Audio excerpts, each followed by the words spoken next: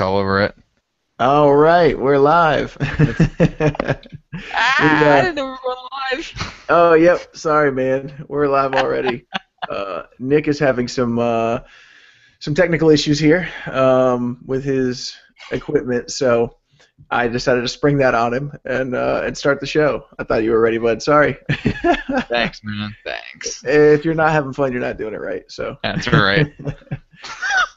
This is the Android Headline Show. This is episode 72. Tonight is August 14th. It, as usual, is a Thursday evening. My name is Jeremiah, and I'm joined, obviously, by Nick and also Alex from the site. You guys want to say what's up? What's up, everyone? My hand is on fire. Fantastic. So, I think, Nick, you said you spilled some hot wax on your hand? Yeah, I had a candle right above where my mouse is, which was brilliant. So don't do that. That's smart. Yeah, That's smart. Well, live and learn. So tonight's gonna be fun. It's gonna be a fun show. It really is. There's a bunch of news, a whole bunch of stuff leading up to IFA starting on the 3rd of September. IFA 2014 in Berlin kicks off on September 5th, but there's a bunch of companies doing announcements. A couple on the 3rd, and then like 7 or 8 on the 4th that we're interested in. Sprint's got their announcement on the 19th of this month, so in 5 days we'll be covering that too. Motorola is officially announcing the new Moto X as well as the Moto G2. We'll get the Moto 360 all on September 4th, along with some kind of Bluetooth headset that they're rolling out. We saw some Galaxy Note 4 specs this week, and the Galaxy Alpha is official and is really not a big deal. I'm curious to dive into some of the fun that you had with Kyocera's Brigadier, Alex, testing out that Sapphire Display. Man, it sounds pretty crazy. And then some, yeah. So we'll hold off on that because I do want to take some time with that. I know they sent you a bunch of fun stuff to play with on there, but first off, T-Mobile is kind of joining all their prepaid plans together. This was interesting only because T-Mobile last quarter announced that they had more prepaid customers than everybody else. They took the top spot. Sprint had it for a long time, but T-Mobile beat them just a little bit with 15.64 million prepaid customers. Sprint's got 15.19 million, so not too far behind. But T-Mobile has a lot of MVNOs, or mobile virtual network operators, that are mostly prepaid. And so what they're doing is making it easier to find their prepaid options with something called Simply Prepaid. It looks like they're not necessarily combining, but maybe like putting together a website or some kind of plans or something with Go Smart Mobile, Univision Mobile, and Ultra Mobile. Those are 3 of their big prepaid options, and then their own prepaid plans as well, which is actually what I'm on, a $30 a month prepaid plan, because it works really well for me. Do you guys care about this at all? Like I said, it was interesting just because T-Mobile has the most prepaid customers, and they're looks like they're joining some of those MVNOs together to make it even easier, so they can capitalize on that. Yeah, I think it's a good idea to combine them all together, because when you say prepaid, everybody just thinks, T-Mobile, AT&T, and Straight Talk, but there's a ton of others out there. I think it was last year we did a top 10 on the best MVNOs that are out there, and we only did GSM ones, because there's a bunch on Sprint's network as well, but they're not GSM. And this was targeted more for, Nexus devices, so at that time Sprint didn't have any Nexuses. But there's a lot of them out there. They're not really easy to find. So hopefully this will fix that. Yeah, honestly, anything that makes T-Mobile do better is good, because they've slowly been taking over Sprint's market share over everybody else's too. They're still fourth place though, so Yeah. they've got plenty of room to grow, and if this helps them, then good. Yeah, And like you Ledger said, simplifying those plans is always great. Yeah, Ledger said that he thinks they'll overtake Sprint by the end of the year, which at the rate they're going, they probably will because they're only like 3 million behind Sprint right now. Yeah, they've been adding a couple million. I think they added like 1.5 million or something last time, didn't they? It's been like at least 1.2 million for the last 5 quarters. Q1's like 2.5 though. Yeah, and last quarter I think was 1.5 million. Yep, So it was 1.5, and about half of that was prepaid. Yeah, good stuff. And these three brands, I knew about T-Mobile's prepaid options and knew about Metro PCS, which is not part of this Simply Prepaid. They're keeping that separate for some reason. But the Go Smart Mobile, Univision Mobile, and Ultra Mobile I had never heard of. I just hadn't really dug into those MVNOs. So I'm curious to see what they've got to offer, if it's something that would be worthwhile. I had heard of Go Smart Mobile because they email me press releases all the time, but Univision was one that T-Mobile announced earlier this year, kind of like an answer to Verizon's Viva Mobile that they announced last year. Oh yeah, I forgot about that. Yeah. Except for this is just like a couple, prepaid plans, not entire stores dedicated. Yeah. So pretty cool. We'll see what they have to offer, but they're making good decisions and customers are appreciating it. So if this is another way they can help kind of showcase what they have to offer, it's a good thing.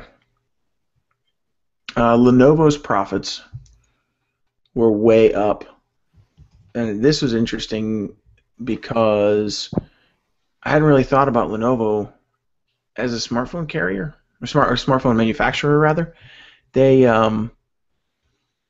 you see in the numbers every time we report the largest smartphone manufacturers in the world, they're 2, 3, 4, they're in the top 5. Depending on whose numbers you look at, sometimes they're 4, sometimes they're just listed in other. But they're making money. They're number 1 over in China, and China's a huge smartphone market right now. Yep.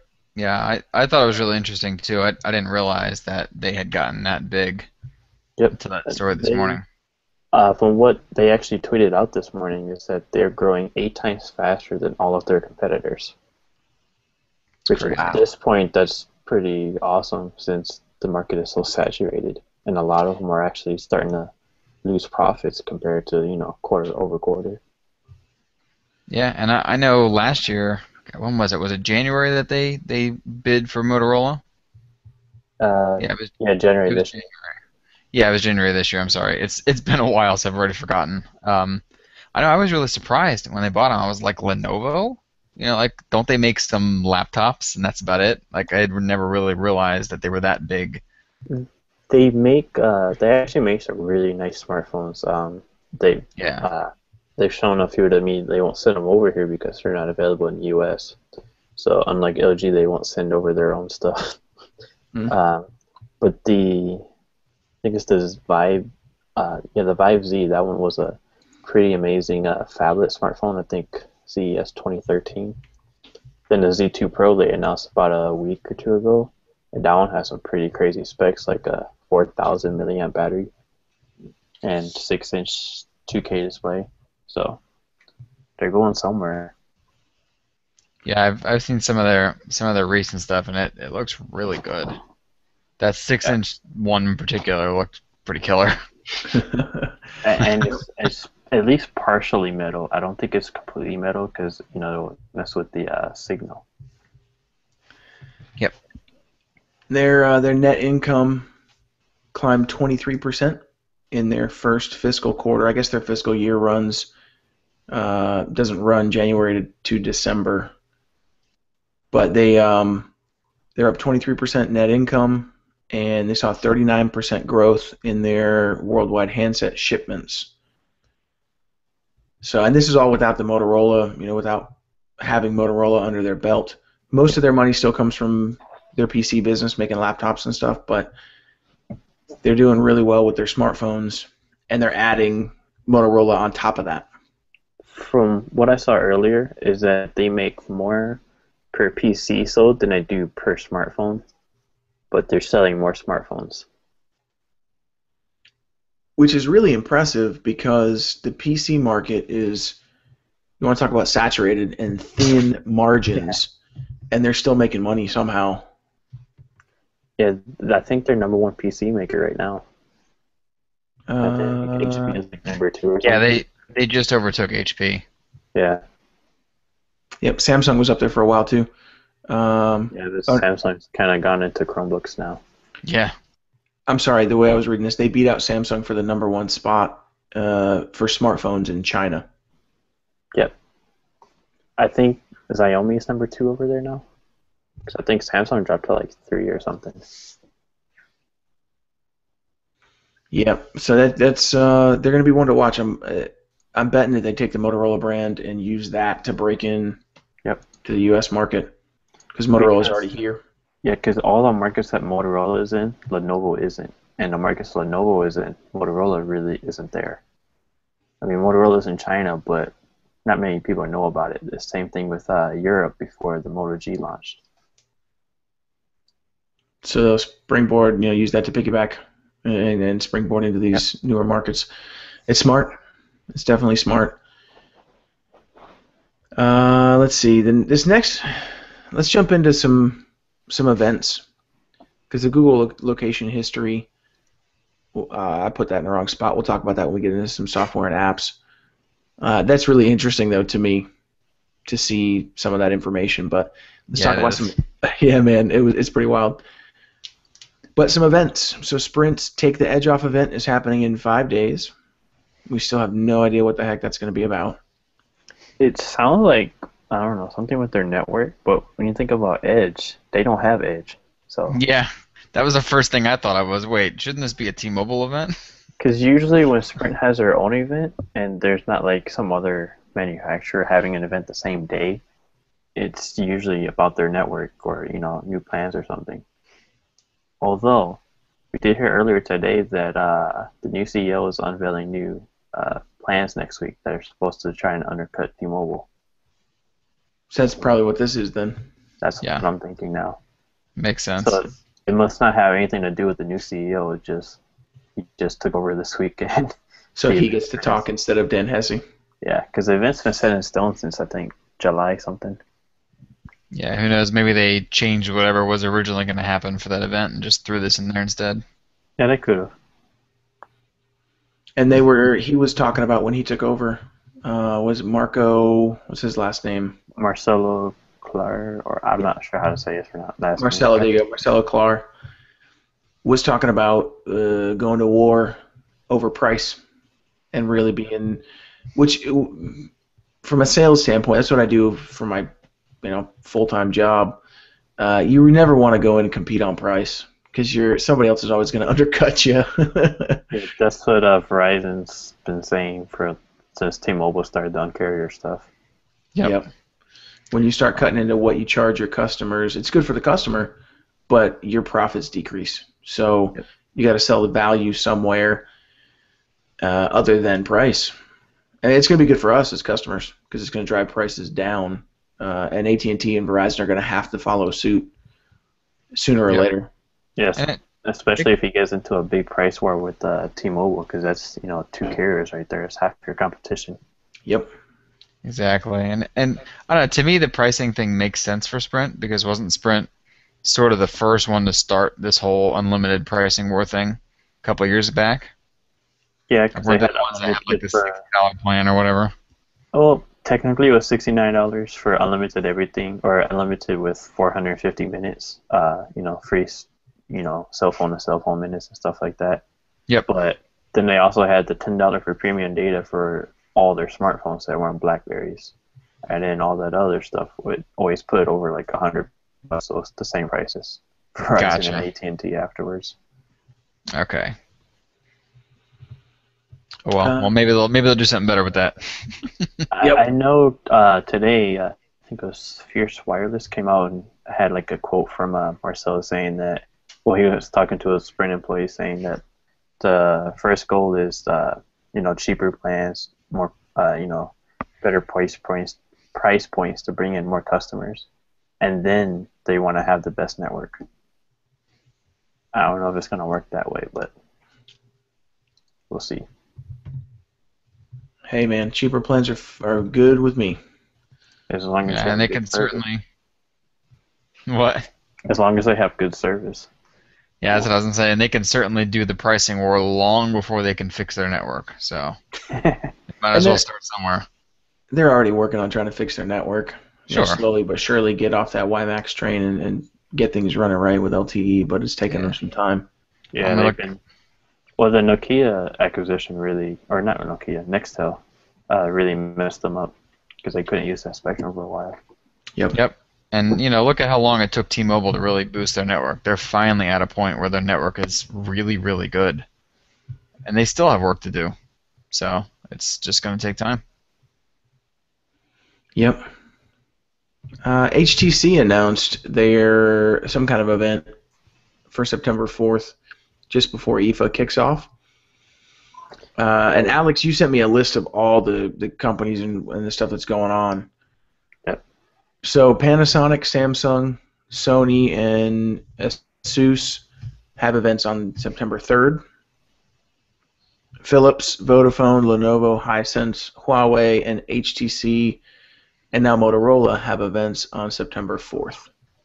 Yeah, and Motorola is not actually at IFA. They're doing theirs from basically their headquarters in Chicago. So they're pulling a Nintendo. Yeah, they're just squeezing it in before the event starts and the news cycle is gobbled up. Well, actually, I think it's after because Chicago is actually 7 hours behind Berlin, and we don't have a time yet for Motorola's event. Oh, right. So if they don't do it super early in the morning. And I don't see them doing it like 6 a.m. because I think the first one on Thursday is like 6 a.m. my time or Eastern time. Yep. But what is HTC? I mean, we know what Motorola is going to announce, and we'll talk about that in a sec. But what is HTC going to announce? HTC is that A11 that leaked out over the weekend. That 64-bit device. I think it's headed into Sprint. I don't remember which processor it had. It might have had that Tiger K1 Denver, the 64-bit one. I think it did. Because I don't think the Snapdragon 808 and 810 are ready yet. No. And I think we're also thinking their Android Wear smartwatch. There's also the Nexus 8, which is supposed to be made by them. And everyone's kind of expecting that to be announced soon, which who knows if that crap even exists. I don't expect it there, though. I expect that from Google. Yeah, that'll be at a Google event. I'm pretty sure it does exist, but... Although HTC has, or it's been leaked out that HTC is working on 3 tablets, so we still might see a tablet or 2 from HTC. Could be a tablet, yeah. Because only one of those 3 is supposed to be a Nexus. Yeah, and who knows, maybe it's another Butterfly 2 variant as well, not for Southeast Asia. Bring it over here. I'd love to see it. I would take one of those, especially since it's waterproof. Heck yeah, dude, that thing's fantastic. That's what the one should have been. It's perfect. Mm-hmm. Really fantastic thing. That's how the Butterfly always is. It's always what the flagship we get over here should have been. Except for when it was the Droid DNA. Then it just should have been on every carrier. Yeah, of course. Okay, so that makes sense. So a couple of tablets and their watch, and that 64-bit K1. That's a phone? I didn't see those leaks. Yeah, the A11 is supposed to be a smartphone, and I'm pretty sure it's going to. Okay, Phil is saying that the A11 is rumored to have the Snapdragon 410, so not the Tiger K1. Okay. I think it was rumored for Sprint, but I don't remember. Huh. Thanks, Phil. I appreciate you throwing that up there to clarify that. I didn't even know there was a 410. Now I gotta look it up. And they announced it earlier this year. Huh. So it's not high end. It's headed to Sprint with a 4.7-inch screen. Okay. So mid-range phone, but 64-bit. Cool. And then Motorola at their event, also on the 4th of September, just probably later in the day after this other stuff's been announced. They're announcing a new Moto X, which I think is still going to be the X Plus one. I have no idea. Yeah, we're not really sure. The Moto G, the next Moto G, which should be the Moto G2. Or Moto G Plus 1. Or confuse the crap out of everyone some more. Just call it that, and at least it's accurate. Call it the G2. It'll just be the third G2 that we've ever seen. Yeah, I guess, man. Naming conventions. I mean, if they call it the Moto X2, we've already had an X2 from them before. As the Droid X2. Yeah, the Droid X2 back in the day. So. Yes, but we also had a G2 from LG before, so don't worry about it. And HTC. Mm-hmm. So, poor planning. Yeah, they're supposed to announce the, I guess make available the Moto 360 since it's already been announced like 3 times. And that makes sense because we saw a rumor this week too that Google I/O attendees were going to start getting their 360s. Well, it's not really a rumor because they're actually sending out emails now asking for shipping information. Oh, okay, cool. So that was confirmed. Yeah, Justin got his today, and a bunch of other people got theirs today. Saw it all over Google Plus. Cool. Good. And on their invite, there's like another picture with like an ear and like almost like a Bluetooth headset, that everybody used to use years ago. So I don't know if that's like another wearable or what that's going to be. Yeah, that'll be interesting. I'm definitely most excited about I don't know, man, the next Moto X and the 360, but the Moto 360 we already know about. So the Moto X2 or the Moto X Plus 1, whatever it ends up being called, could be Moto X 2014. But that's definitely what I'm most excited about. I don't know if I'm more excited for the new Moto X or the new Moto G, because the Moto G was a really good phone. For under $200, you didn't expect it to be that good, but it actually had better battery life than the Moto X did on KitKat. Before KitKat, Moto X was really good on battery, but after KitKat, it wasn't as good. Yeah, it was an impressive device. So they'll improve that. The Moto X Plus 1 is what I'm going to keep calling it. It's supposed to have a 5-inch display and Snapdragon 801, right? It's basically supposed to be the specs of the LG G2. Okay. 5.2-inch display, 1080p, Snapdragon 800's last thing I saw. I think 16, 32, and 64 gigs with the SD card slot. I don't remember the battery size, so I don't think it's a 3000 milliamp. I don't know if you've ever seen it. But the Moto G is supposed to be a bit more expensive. It's supposed to be like 200 euros, and I think it was like 150 euros before. Okay. So they're stepping that up a little bit. Well, they're also going to a 5-inch display, so. And I saw a couple people on Twitter talking about this earlier today. We're getting to the point where smartphones are going to start a lot like laptops. We're kind of capping out on the specs, and so you'll see the specs start to get better and costs start to come down. Yep. And it makes phones like the Moto G2 a lot more tempting when you can get a good phone for $200. 200 euros. So that's going to translate to what, like $300? Yeah. Close enough. I've seen a lot of people on like Google Plus and Twitter that normally buy high-end devices like the G3 or the 1M8 or the S5, and they just settle for the the Moto G, which I was actually really surprised at. But it's a really good device. Yeah, and I think, like you said, we're just kind of getting to the point where these specs just don't matter to most people anymore. The cameras are good enough, the processors are good enough, the screens are good enough. They don't really need crazy sound coming out of their phones. I mean, it's fine, especially for $200 or whatever it's going to be. And that's basically what I said right before the Moto X was announced last year, when all the mid-range specs came out or leaked out, and everybody was panicking. It's Yeah. like, as long as it runs well, it runs fluidly, no lag or anything like that. Why do you need all these high-end specs? Yeah. Yep. If it's built well for the hardware, and I know the people that I know in my family that have the Moto X still love the heck out of that thing. I had no complaints at all. Yeah, Zero. everybody I know, they love the way it feels in the hand, the build quality, the everything about it, the software, the features. Yeah, I mean, that's they about have the like, only. Yeah, it's about the only phone that I can think of in the last couple of years where everybody I know is still happy with it. There's nobody that sold it. yep, Yep. Now we also saw, and I completely gapped on this. We saw some more info about the Motorola Nexus device, oh yeah, Shamu. We Shamu. saw that this week, and I totally gapped on it. I just thought about it right now. So let me pull that and up real quick. So that was the looks specs like are similar to the Moto X Plus one that we just talked about actually. It's 5.2-inch display, right? yep. A Snapdragon 805, which I've been hearing a couple people. One, Kevin Toffel from GigaOM, he doesn't think that's going to be a Snapdragon 805 because why would Google showcase a 64-bit operating system on a 32-bit chip? Yep.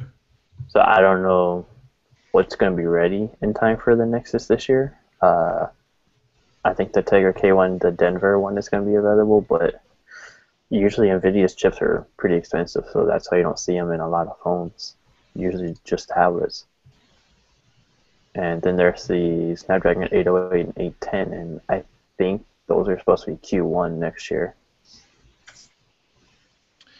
I was glad to see that it's a 5.2-inch display, not the 5.9-inch display that we had originally heard rumored. But this makes perfect sense because this is exactly what LG did with the Optimus G and the G2. Nexus 4. Yeah, and the G2 and the Nexus 5, pretty Yep. much. Almost the same phone, just a little bit different. Yep. So that's exciting. I'm really looking forward to both of those devices. The Moto X Plus One, I want to see what new features they add to it because the software features on the Moto X really made that phone. There's people that still won't switch off it because of the way active display and the touchless controls and that stuff works. Yeah, I think it was Andre Essentials podcast last week, or maybe a week before, but they're asking Jerry like, what features do you want in the new Moto X Plus One? He was like, nothing, just what I have now in the Moto X. Just improve it. I mean, I don't even know where they can improve it though, because it was all so great already. But we didn't know where they were going to add new stuff. When they announced the Moto X, we weren't expecting any of that. It just was really great. So, well, we knew about some of it. There were so many leaks on the Moto X last year, dating back to almost a year before it was announced. I think it started like November 2012, and it was announced in like August 2013. Yeah. That thing was leaked more than a Nexus. Yeah, it was pretty ridiculous. I do remember all that stuff. yep. It seemed like every day I was writing something about it, and this was like months before the event, not days. 6+ half a year or more. Yep. Yeah. It's crazy. So you're right. We did know some of the stuff coming out leading up to it, but we weren't really We just didn't know how awesome it was going to be. right. So maybe they come up with some other stuff this year that blows our mind again. I'd love to see that. You know what I'm looking forward to seeing is when they announced the Moto X, everybody hated on it. There were very few people I thought that were like, look guys, this is a good device. And then like a month or two after it had been out, everyone was like, oh, hey guys, this device is great. Yeah, there was so many people talking about how the specs were mid-range and Yeah. the screen was just 720p. And, Yeah. So it'll be interesting to see if they pull another Moto X this year and do not what we think are top-end specs and see if everybody does the same thing again. Yep. I liked the Moto X when it was announced. I was expecting a little bit more last year. I was kind of sad to see the AMOLED display in there, though, and 720p. But after I started using it, it wasn't that bad. And I understood why they went AMOLED, and now it's because of active display, because, it lights up individual pixels instead of the entire display. So Yeah. that's why you never see active display actually in your battery stats because it doesn't use any battery really. You're just jealous because AMOLED's superior. It's okay. Not really. I would take my- disagree with that. Yep. This comes from a guy that's been using a Galaxy Note for what, 3 years? Team AMOLED. Yep. Hey man, if you like your colors oversaturated and unrealistic, And you can't see them outside. yep. Joking. All jokes aside, if you love AMOLED, we love you, but not as much as we love you if you love LCD. So we did also hear, and this would be pretty cool to see as well, that the Moto 360 might have a 2-day battery charge. Yay! So, or might last for 2 days on a single charge, I guess I should say. I mean, So- that's what I get on my G Watch now. I'm at like 70% right now, so. Yeah, see, I'm like 42% right now on my gear, which is pretty normal. And I actually use mine quite a bit today. I mean, not like, running and stuff like that, but tons of notifications. Yep. Yeah, I use it to go running and stuff. So Yeah. it's been good for me. But yeah, that 2 days is great. That's way better. I mean, Yeah. a full day I'm still fine with because I just take it off at night, put on the charger. Then when I go to my desk in the morning, put it on. Yeah, I'm the same way. I just charge it when I with my phone. Don't really care. But some people for whatever reason hate to do that. I don't really know why. And I know plenty of people that are like that too. They're like, I don't want to charge it every day. I don't know why, but whatever. Of course, we want more battery life, but I'm fine with the day. If we can get a full 24 hours out of it, I'm fine. Yep. So we'll see what happens. Those will be shipping out soon. We'll get Justin will get his, and we'll get some hands-on time and see how long that battery actually lasts. But we also saw the Galaxy Note 4 specs leak out, and none of this was really surprising. It was nice to confirm the screen size will be 5.7 inches. We had talked about that last week. Was it going to be 5.7? Was it going to be 5.9? So they didn't increase it over the Note 3. This thing looks like it's going to get 4 gigs of RAM, which I guess will need, with a 2K display and TouchWiz. TouchWiz. Yep. Yeah, because with the G3, I think they preserve like 500 megs or so for the actual display. Mm-hmm. It's a big deal. So it's going to have a Snapdragon 805 here in the States. The overseas one's going to have the Exynos, an Exynos octa-core CPU. But yep, nothing really surprising there. We'll have official word on that September 4th when they announce it. But I just hope it doesn't look like those leaked shots we got a couple days ago, because that crap is ugly. Well, look at the Galaxy S5. Yeah, but at least the S5 and the Note 3 aren't that ugly. The thing that leaked was like, It was I just don't know, the like S2. high school 3D drawing, it looked like Bad. the faux leather on the Note 3 just wrapped around a bigger S2. Galaxy S2. Exactly. Yeah. Yep. And then it had these weird angles on the edge too. It was just Yeah, it was and very strange looking. the S Pen looked like it was like like a cube instead of round. You know how Yeah. it's round now except for like the top part. It Yep. looked like it was kind of like a cube almost. Looked Yeah, I'm weird. hoping that's just some stupid crap that somebody leaked out. Yep.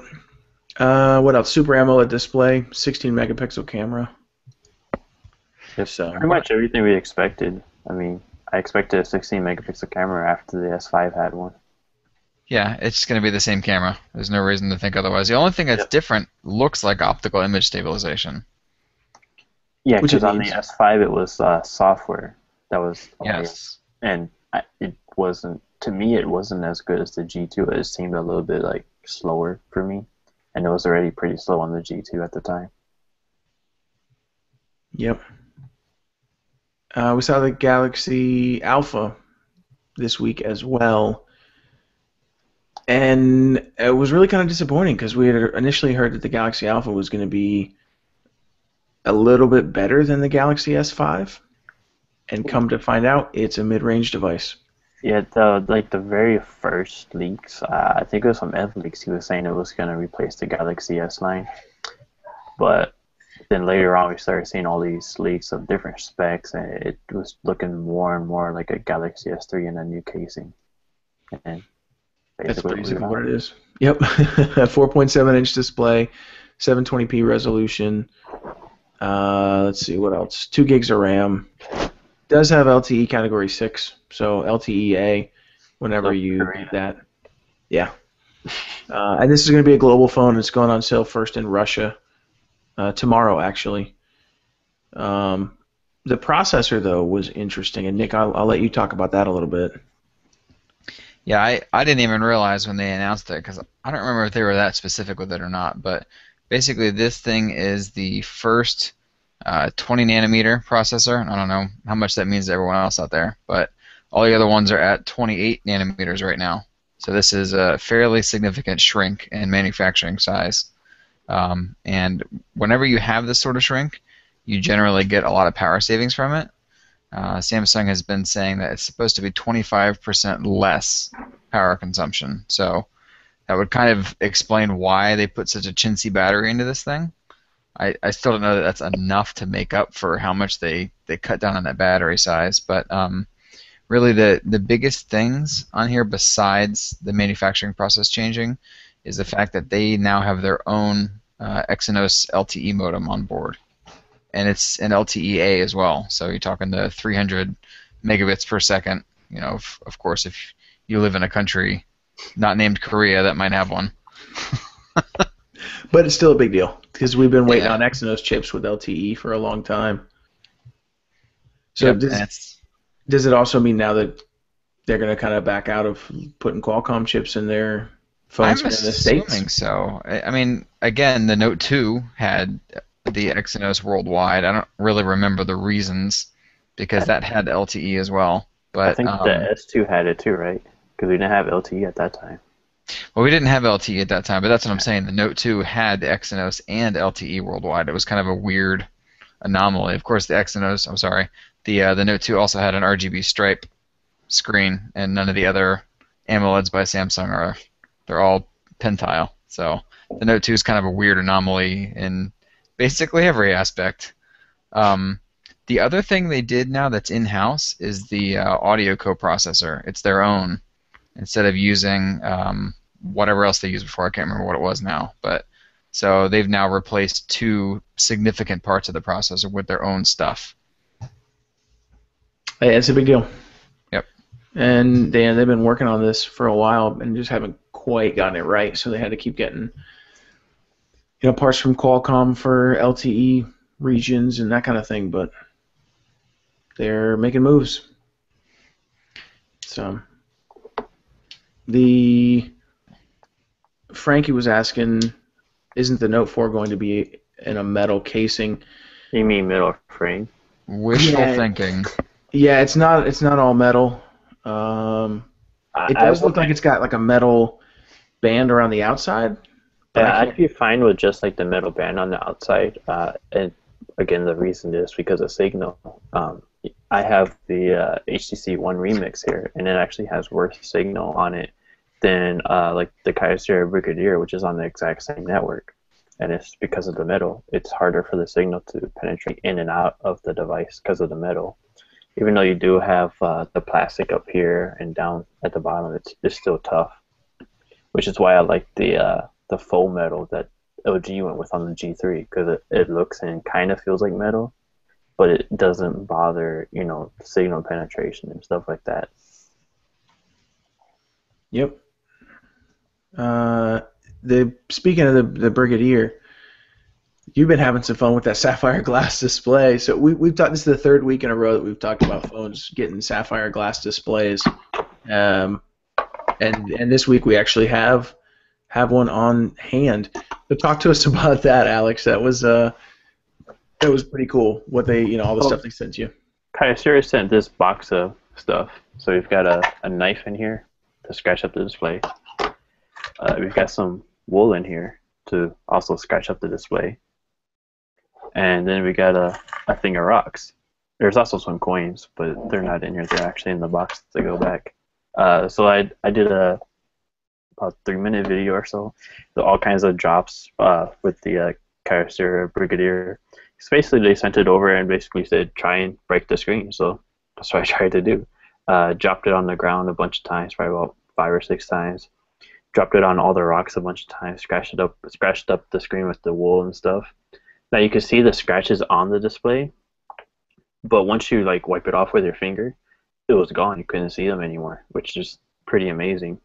I used keys on it. I used anything I could think of. Now you'll see you'll see scratches on the frame and stuff, and that's obviously going to happen because it is plastic. It's not like the frame isn't sapphire. But I'm assuming part of what helped is that there's like a lip here along the display, so that when you it hits the ground, it's not actually, the glass isn't really hitting the ground. But the display, there's like no scratches or anything on it, and I did a lot to it. Yeah, you were talking about that when Kyocera first sent you that container full of rocks and knives and keys and all kinds of stuff, man. So it just makes a mark on the screen and you wipe it off and it's gone. Yeah, like I can even do it right now. With steel wool, man, that would scratch the crap out of a... Like, I don't know if you can see it on the camera. You can't even see that much on there, but if you just like wipe your finger on it, or even your hand, it's pretty much gone. It's crazy. Yeah. And I've owned watches in the past with sapphire displays, and we talked about that with the G Watch. Putting some kind of Gorilla Glass or something on there. But man, I can't wait. I'm curious to see how much it drives up cost.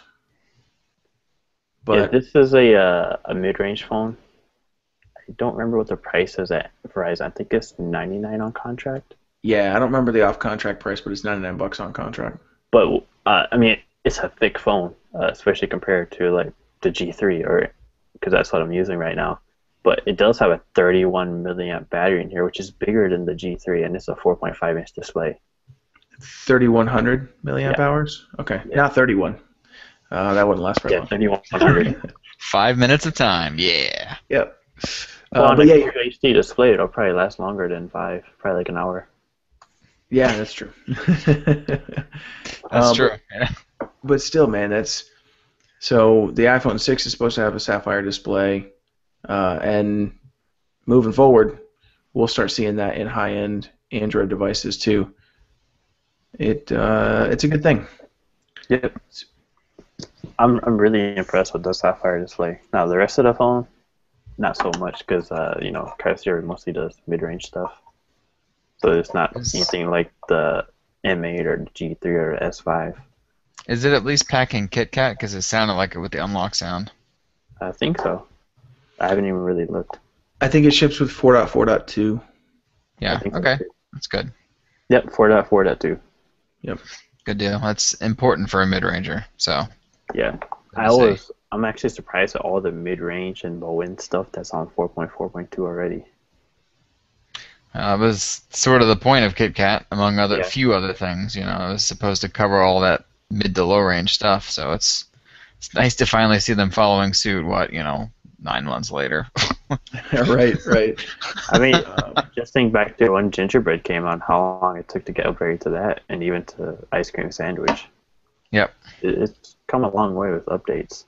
Oh yeah, no, absolutely. If you haven't seen that video, jump on the site. Go check that out, Kyocera Brigadier. So thanks, Alex, for putting that through its paces. That was it was a lot of fun to watch, man. Yeah, I need to go drop it some more and see what happens. It's not often you get sent a phone and are told to try and break it. So. Yep. So switching gears a little bit to some software and apps. Nick, you wrote this post up, man. This was actually really cool. Something that I wasn't familiar with in Google Maps. There's a Google location history, and we've got a link to it in the post. Basically, you go to maps.google.com/location history, and it'll show you where you've been, and there's a calendar, so you can just go back for as long as you basically have had an Android phone and see where you've been each day of the week. Yep. Yeah, and I thought it was really cool because, you know, when I was writing this up, I was just playing around with the date picker and stuff, and you can choose the window that you're looking. So you can pick 1 day, 2 days, a week, 2 weeks, a month, whatever. And I went back on my vacation that I took this past week, and I saw, you know, driving down the interstate and all the little places we stopped, and, you know, all the places we went in those couple of days, and it was really cool, you know. So I was saying in the article, it's nice to have that, to be able to go back and say, oh crap, you know, we went to this pizza place or whatever. I can't remember where it was or what it was called, and then you can figure out, okay, well maybe it was Wednesday or something, and look at where you went. You know, it's just, I don't know, it's a really interesting tool, but I can definitely see people getting kind of freaked out about it. Well, you have to be signed into your Google account Yes. to do it. It's not like anybody can just jump on and see your information. Yeah. My first thought was to use it for expenses. You know, I'm in the car driving around all day, and I'm just tracking my expenses off the odometer, you know, or pull it up on Google Maps and see how far it is from Richmond, where I live, to some other city up here, you know, whatever, wherever I'm driving. But when I tweeted about this earlier, when I saw it, a buddy of mine responded back and said, hey, man, I use that for my expenses every day. Beautiful. It keeps track of exactly where I went, each location, and so then I can just go back and track it. That was the use case that I first thought of. But, Nick, that's perfect. If you're traveling somewhere and, you know, you go to Myrtle Beach or Atlantic City or, you know, wherever you happen to be for vacation, those are the two closest spots to where I am on the East Coast. But you eat somewhere, and then you can't remember where it is. You just go back, pull up that map, and it'll show you that location where you stopped. It's pretty wild. So pretty cool stuff. It didn't freak me out because I know Google has all this information already. Yeah, that's how Google Now works. Right, exactly. Yeah. But it was really eye-opening to see it on a map. Yeah. And to actually, like, to have that visual, and not just kind of a, you know, ethereal, oh yeah, Google has my information, it's out there somewhere, but to see it on a map. Yep. What they're seeing about me every day because I'm carrying multiple Android devices with me. Yeah. Or Exactly. or iOS devices, if you're using any kind of Google services, that's what they see. So. And I think what was nice was for the people who are paranoid, just like I'm pretty sure any information that Google gathers on you, right on this page there are two buttons, delete history from this day and delete all history from forever. So if you don't want this stuff on there, just go click the button and click OK, and it's all gone. And that's really impressive. This is just another area where Google is taking our data and using it. You know, in exchange we get some really cool services, but they're really great about privacy. They're showing us the information that they're gathering about us, and they're making it easy to get rid of it if we want, you know, to delete it. Now, whether or not that actually deletes it off their servers forever, or it just deletes it from, you know, that history, being able to see it and pull it up easily, is a question that we don't know the answer to. But again, I feel like each step of the way Google has been really great about being open and honest about what they do and how they do it. So, really cool. Google location history. You can, like I said, go to the site and look that up if you're curious about it. But it's pretty cool, man. I'm glad you spotted that. Google is working on a new Hangouts experience for Chrome as well, and this looks like a desktop instant messenger. Like it's going to be Hangouts on your desktop. It's supposed to be a better Chrome extension. Like the one we have now it's all right. It's not perfect. But like the one thing that I really don't like about it is I have my MacBook hooked up to an external monitor. Now, unless I close my MacBook, it's gonna still pop up all those Hangouts on that display instead of my monitor when I use my monitor as like my primary display, and you can't switch that, and it gets really annoying for me. So most of the time I just use it with the lid closed and just use the monitor. But basically this is supposed to be kind of like Hangouts meets Facebook Messenger from Android, because you have the chat hits that float on the side of your screen, which you can put on the left side or the right side, just like you can with Facebook Messenger. And you tap on the hit, and it basically opens up a floating window for you to, chat in. And for what I've seen so far, it looks really nice. Of course, it's early leaks right now, but the guy Florian Hirsch, I think is his name, he's the one that uncovered it, and he also uncovered Google Stars, which is their new bookmarking thing that hasn't been announced yet or made available, really. He found that one too, so it's going to be interesting to see how well it works, because we do need something better. Absolutely. And making Hangouts better is, Google's already said it's a priority for them. Yep. So there have been a lot of people that have been clamoring for a true desktop version of Hangouts. Since Google killed Gtalk, there hasn't been a real desktop option. You have to run it out of Chrome. Now you can leave Chrome open, to run in the background with no windows open, so that the Hangouts extension will still work. But that has its own sets of problems as Chrome, eats up all your resources. So yeah, especially if you don't have a monster rig. Yeah, that's why I say with Chromebooks you need at least 4 gigs of RAM. Because I have the Nova M20P right now, and it's only got 2 gigs of RAM. If I open more than 2 tabs, it starts to lag, and if I go back to another one, it'll refresh that tab, which can get annoying. Yeah, it'll put those background tabs to sleep. Yep. So, because it can't handle it. So this new Hangouts experience is internally being called Ultraviolet, as they're working on it. When they announce it, roll it out, it's just, it's going to be a Hangouts upgrade, but they're calling it Ultraviolet internally. Yep. It probably won't be out anytime soon. We probably got about 6 months or so, just judging by how quickly we got the Google Stars info and how it's not even out yet. Yeah, it's not something that they're going to be announcing probably this year. Yeah, probably. I would say Google I/O, but that's what I was also saying for Google Stars, and that didn't happen. Right. And Google, with a lot of this stuff internally, what they're doing, they're trying to avoid, making another Google Wave, or Google Buzz. Buzz was the precursor to Google Plus, and it felt more like Twitter. Google Wave was some of that collaboration functions. Some of those collaboration functions were just rolled into Google Docs, but it really just fizzled. Nobody used it, and so they're trying to avoid that with some of this other stuff.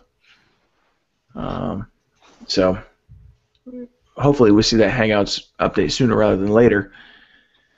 We also saw this week that Grooveshark is coming to Chromecast. So lots of new apps coming to Chromecast.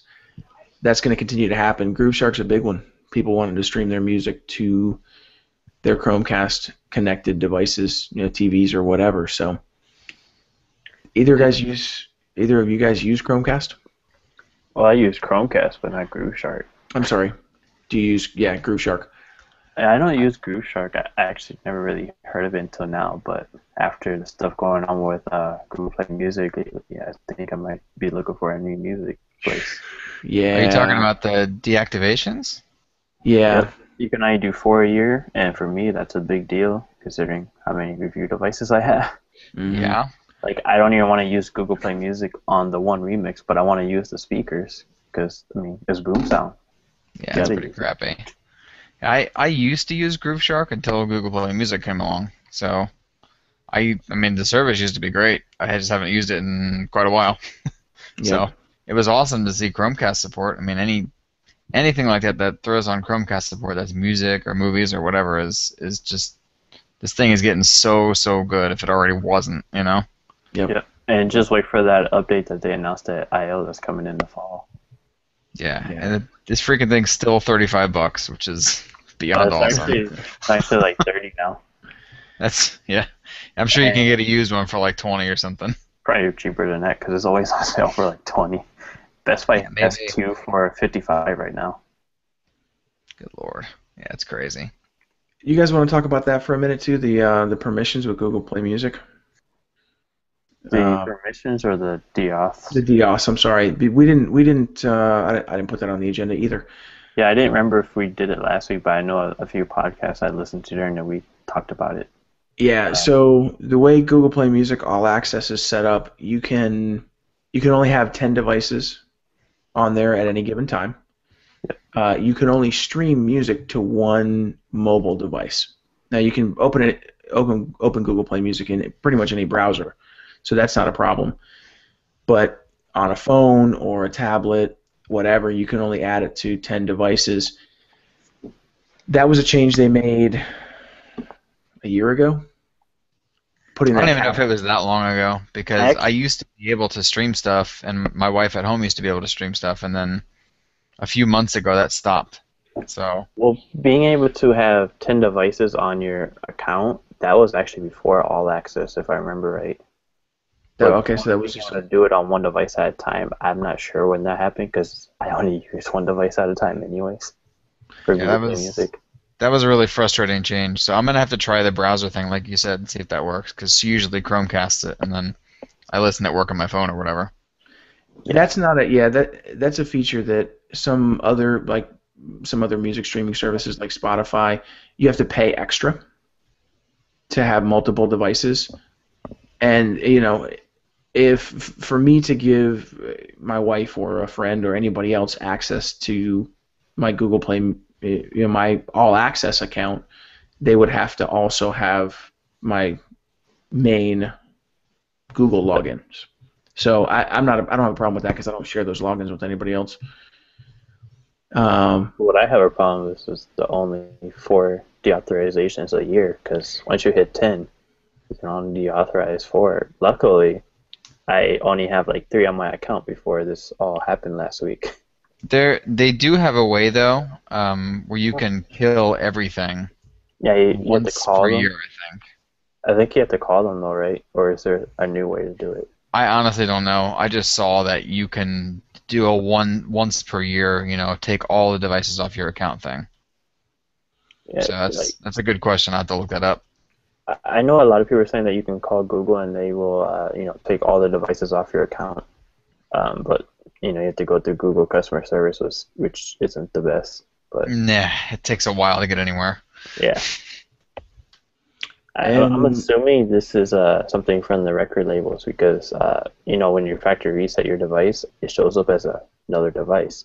I actually have 3 G3s. That's the same G3 on my account. Yep. Yeah, I can't tell you how many Note 3s I had in my account. Mm-hmm. It used to do that in Google Play, too. The Galaxy Nexus, I think I had like 100 of them in there. And supposedly they've fixed that. They're tracking it by... Yeah. And Google Play, like the Play Store, I know they have. And music, I'm not sure. Yeah, in the Play Store, they definitely fixed that, because I remember I used to have that problem. It's like, okay, which of these phones is my phone? They all say the same thing. Yeah, every time you flash a new ROM, it would add a new device. Yep. It actually does that in cloud printing now. If I go into cloud printing, I'll have like 1 million devices, and a lot of them are just the same thing. Yep. Yeah, I remember seeing that in cloud printing too. Yeah. Like so I'm going down, it's like Samsung Galaxy Nexus, and yet I keep scrolling and scrolling and scrolling because I used to flash ROMs on that thing like all the time. Crack flasher syndrome. Yep. This DAW thing shouldn't affect you too much unless, and this is why it was a big stink, was because pretty much everybody that works in any kind of device review capacity, whether it's blogging or if you're just you're testing devices for any reason, you're now kind of screwed. You can add 10, you can only deauthorize 4, and then you're stuck. You can add 4 back, and that's it. It's also for those that are always flashing ROMs until they fix that. Yeah, I think they've fixed that because I've not run into any issues, and they did not. I'm looking at it right now. I have 3 G2s on here, 3 OnePlus Ones, and 2 Nexus 4s. Oh well, all right. Yeah, I looked That's at mine last week. I had 2 G3s and a OnePlus One, but I haven't done a ROM on my G3, so I'm guessing it's on factory reset. All right. Well, I just cleared them all out, so we'll see what happens. Fantastic. So that's that. That was a big stink. As it should be. Yeah, for real. Also saw this week, and this wasn't necessarily pertaining directly to Google, but Snapchat is now more popular than Twitter or Google Plus with people between the ages of 18 to 34. I don't use. Yeah, well, I don't really use Snapchat all that much. I've got an account, but I don't use it that much. I have an account when it was first, first announced or first available or whatever, but I've really never used it. I think I used to install it all the time on my phones, but I never really opened it. Yeah, I have it installed. I don't have any friends on it. I just installed it because I saw this and I was like, huh, what the heck is this thing? Because I always kind of had this nefarious idea of it, that it was some sexting tool, you know? And I'm sure that's what a lot of people use it for, but yeah, maybe it is. The 8 or 10 people friends that I have that regularly post to it, it's always just goofy stuff. It's like them in the bathroom singing into their mic, singing into their comb, pretending it's a microphone, like just stupid crap that they don't want to be permanent anywhere. But you're just being goofy, or you see something interesting, and it's not something that, again, you want to be permanent. You don't care to share it with all of your friends on Facebook or all of your followers on Twitter, but you still want to share it somewhere. And so you take a picture of somebody's cat when you're over at their house visiting because you think the cat's cute. All your followers on Twitter probably don't need to see that. They don't care. So rather than tweet it, you put it on Snapchat. I'd rather use Secret than Snapchat. Well, those are totally different platforms, though. Secret is but Secret is so much better. Secret is a lot of fun. That's another one that Secret is very interesting. Yeah. Now, how close? I mean, I hate to be totally ignorant about it, but how close is Snapchat to Secret? I literally know nothing about this thing. Not at all. Snapchat is basically you taking a picture, you can send it to somebody. They can see it for like 5 or 10 seconds, and then it self-destructs basically, or you can send it to like everybody on your list. Snapchat is not anonymous. It's tied to your account. Yeah. And it's tied to either your phone number or your email address. Your friends know who you are, and you know who your friends are. Yep. Okay. Whereas Secret is supposed to be completely anonymous. I've got 17 friends that use Secret, and I don't know who any of them are. I can guess, but you really don't know. You can guess, because that first day, all I saw was like people making fun of other editors and writers from other sites, and you can tell, especially for some, if you've read a lot of their stories, you can tell from their comments who they are based on how they're written and what words they use. Yes. I've also noticed location. So I know that you're on there, Alex, because I see other things from Detroit or Michigan, from the area. Yeah. Same thing with you, Nick. I know I see things in Florida, so I know you're on there. I don't know what posts are yours. I need to reinstall that, actually. I've got a friend in San Francisco. Same thing. Like, I don't know which posts are his, but I know he's on it. I think I had like 30 or 40 friends on there. Same. Apparently, my friends are all lame. None of them use Secret. I think it only gets Google Plus friends, or does it do Twitter too? You can Secret? Yeah. Email. You can do it via email or Facebook too. So you can give it access to your contacts to see email friends. Maybe phone numbers too. I don't know. Well, see, if it does email, for instance, there's going to be a lot of press contacts in there. And there could be. But again, the more people with Secret, the more people you have, the more fun it is. Yep. But Yeah, because it got boring for a while because there'd be like days where nobody was, That's why I uninstalled it because it was like, Yeah. okay, nothing's getting posted. I'm done with this. Yeah. But anyway, I thought that was interesting with Snapchat that people are using that more than Twitter and Google Plus. So Facebook's still up there, and so is Instagram, but Snapchat's number 3. I just wish on Secret you could comment on other people's posts to just show your friends, and I think friend of friends you can comment on. Yeah. It's like under Explore tab you've got everybody. I don't know if it's just like people that your friends know or something.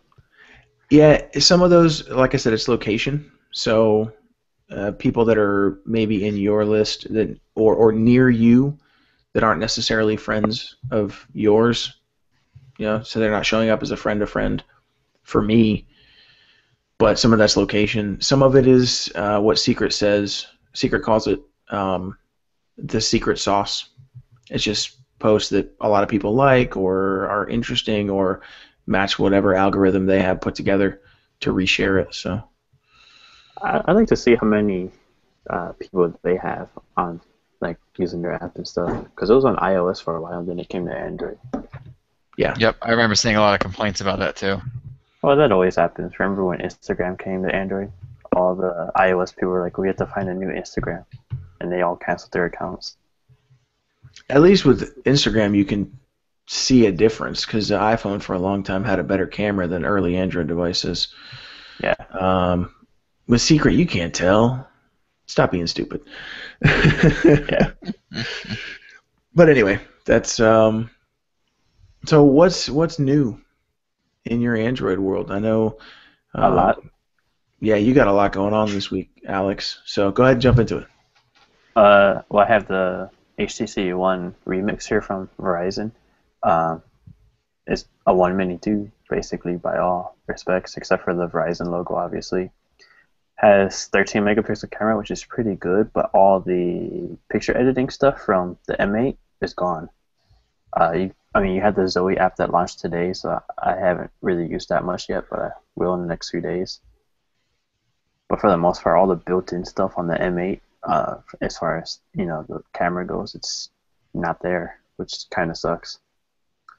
I actually really like the feel of it and everything. It's spec-wise, it's pretty much the same as last year's 1 Mini. Snapdragon 400, 720p display. I think this one's 16 gigs of storage. It feels great in the hand. It's a little bit too tall for me, but that's because of the speakers, obviously. Compared to like the G3, it's almost the same height, which is kind of weird. Yeah. I also have a slick wrap skin on my G3 as well as my G Watch. It's the black carbon fiber that they sent out. And I'm actually liking this one. Some of the other skins I've used I didn't really like, but this one I liked. And then we've got the G Watch one. If it'll come off. You got the G Watch one there that goes around the bezel and then around the sides as well. Yeah, that's slick looking, man. I like that. I like it better than the Ebony one that they sent out. Already talked about the Kaiser Brigadier. You got a couple Chromebooks. Got the Lenovo N20p, which this one, it folds back like this, so you can use it sort of like a tablet, and it does have an on-screen keyboard. And it's kind of laggy. It's only 2 gigs of RAM. Usually it's not that bad though. Maybe it's because it's changing orientation a lot. But it looks a lot like the Google keyboard on Android. So, and then we have the this is the Acer C720. This is the i3 model, 4 gigs of RAM. Pretty much everything else is the same though. I haven't used the Acer one much yet, but I have been using the Lenovo one, and I really like it, especially with the stand mode feature that they have in there, because they put that in a lot of their tablets. I got the Bose Quiet Comfort 20 headphones, which I'm actually using right now. I got these from Bose today, and I really like them, and I'm coming from the IME2i, which I've been using on our podcast for ever. Basically, I've had these for like 4 years, and they've done really well for me. And now I'm using the Quiet Comfort 20, and they're actually a whole lot better, which I didn't think was possible.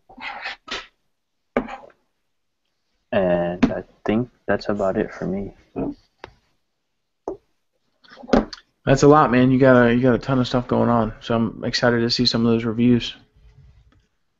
That'll be good. I talked about that wallpaper at Walls before, right? Yeah, I think you mentioned that a little while ago. Yep, I remember that. Well, that got updated today too. Nice. What they do? Just add more stuff? There's a slight UI change. I haven't updated yet, but I think there's a lot more wallpapers too. Let me bring it up in the Play Store real quick.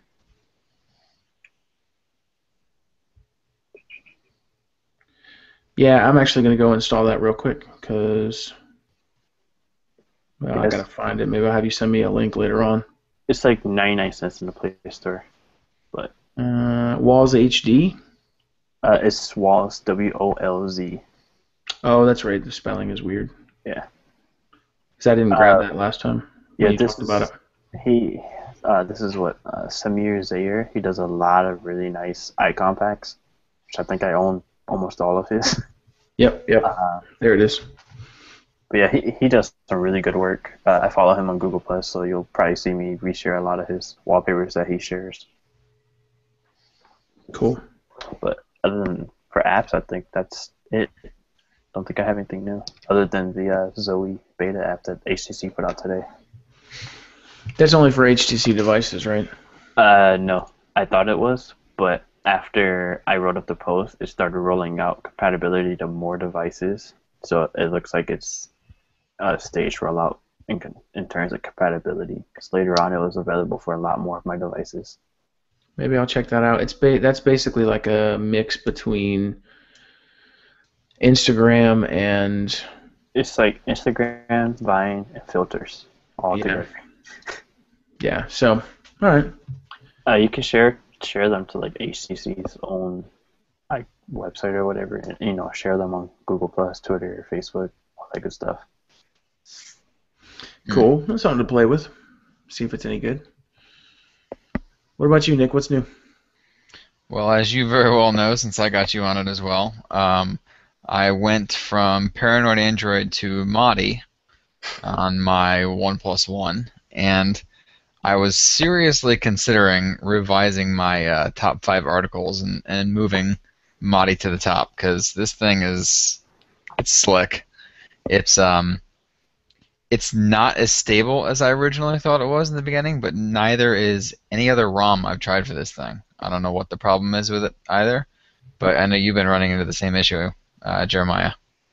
So, I mean, that's the downside, but it doesn't seem to be just a Modi thing.